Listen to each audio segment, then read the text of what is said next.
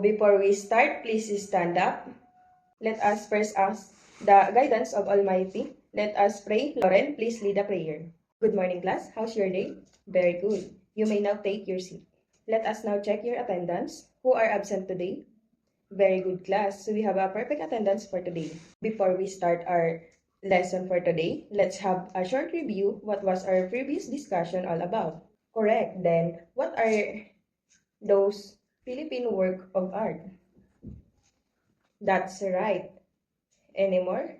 Yes, very good, Casey. Who are those Filipino artists, Casey?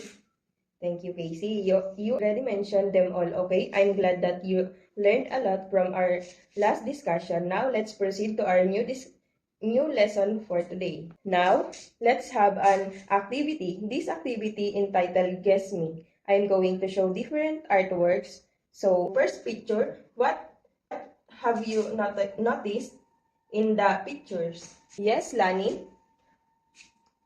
Yes, that's right. For the second picture, very good. For the third picture, yes, Christina?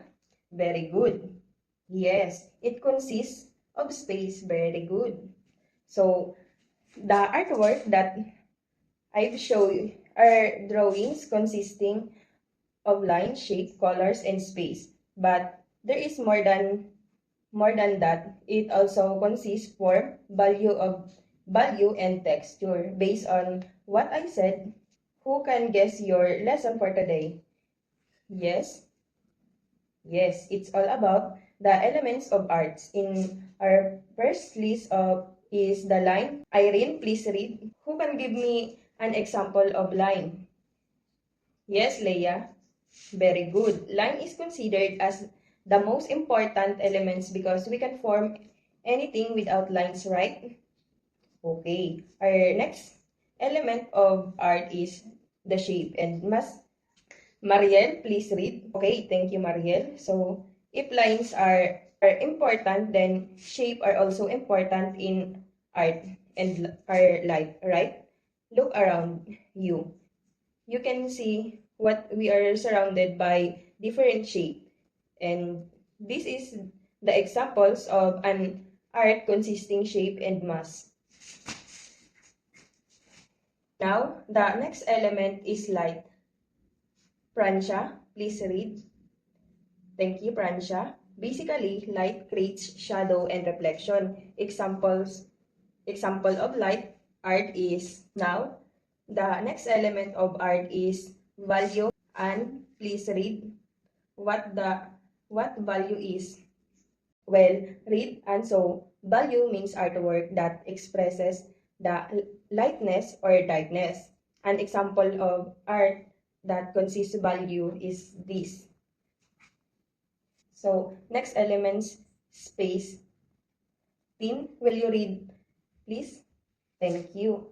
Yes, thank you, Tin. Means that emptiness or of a spot on an artwork, it's defined the sense of depth or lalim. Example of space is this. Thank you, Lauren. Can you name 3 primary color? Very good, Lauren. Red, blue, and yellow are primary colors. So, color has its properties and these are value of intensity. May please read the 3 properties. Thank you. That's right. Who is the name of color while value is the lightness and darkness of color. All house have normal value. A color lighter than house normal value is called tint. And a color darker than the whose normal value is called shade. So pink is a type of red and maroon is a shade of red. Then intensity is also called chroma or saturation. This clear to you guys. Example of color is this. Okay, so the last elements of art is texture. Joy, will you read please?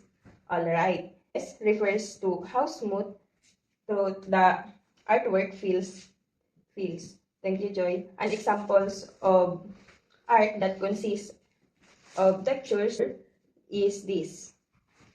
Now, what are the elements of art? Yes, Angelica. What are the three properties of color? Yes, Kim. What are the primary color? Yes, Ken. Very good. I am glad that our lesson is clear to you. Now, I will divide the class into two, and I will let the room around the classroom for 3 minutes, and all you have to do is to draw the thing that showed the elements of art in a long papan band paper. Present it the class. Any question? Okay. And now, let's have another activity. Get your art materials. I have 2 cardboards here, and I want you to make an muse act applying the elements of art and express your feelings about doing it. Then tell us what and why did you make it that art. I will only give you 10 minutes to do it. Is clear? Yes, same group. Your 10 minutes will start now. Time's up. Your things, and let's be settled down. Present your artwork in front of the class. Job well done, student. Each group has its own creativity, and all elements can be seen in your works. Let's give a pasabog clap to anyone. For your assignment, I want you to research about the principles of design in art.